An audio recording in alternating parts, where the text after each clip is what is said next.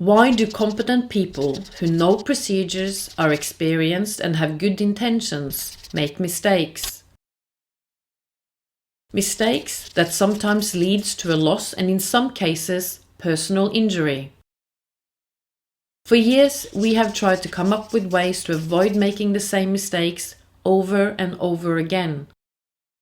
We ask ourselves, do we need more training? Does the task or process need direct supervision?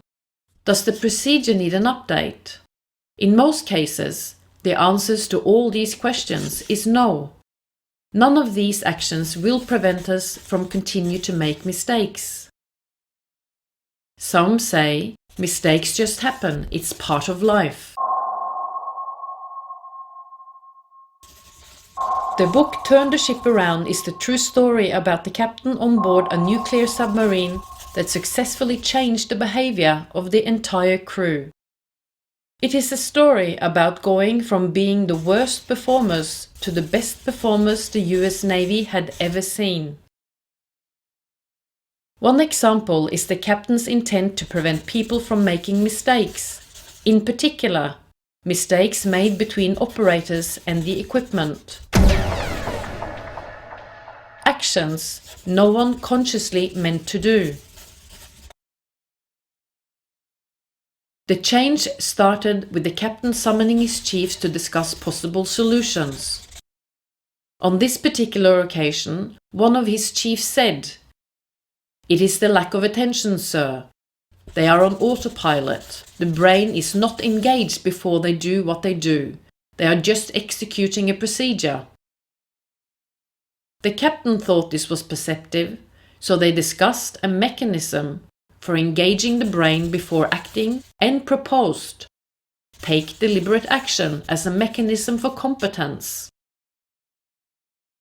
This meant that prior to any action, the operator paused, vocalized and gestured towards what he was about to do, and only after taking a deliberate pause would he execute the action. Deliberate actions were not performed for the benefit of an observer or an inspector.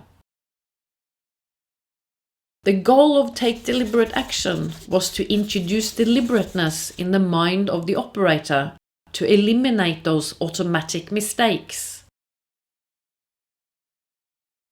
Having identified the solution to prevent what many believe is just part of life, the challenge now was to sell this mechanism for competence to the crew. Even though the captain and his crew talked continually about how deliberate action was to prevent the individual from making silly mistakes, the captain overheard sailors discussing deliberate action among themselves in a misperceived way. Their perception was that deliberate action was for someone else's benefit. The second problem was overcoming the belief that deliberate action was something you did as a training exercise. The captain used the following thought experiment to highlight this error. Suppose we are conducting a training drill around Pearl Harbor and the ship loses all propulsion due to errors. What happens? We would surface and call for help, which is nearby. What happens, however, if we lose all propulsion in a real situation, in the face of the enemy due to errors? The key is, as the importance of doing things right increases, so does the need to act deliberately. Time showed that deliberate action was the single most powerful mechanism implemented for reducing mistakes and making the submarine operationally excellent. Deliberate action is a mechanism for competence, with the goal of introducing deliberateness in the mind of the operator. How do we want to prevent mistakes from happening?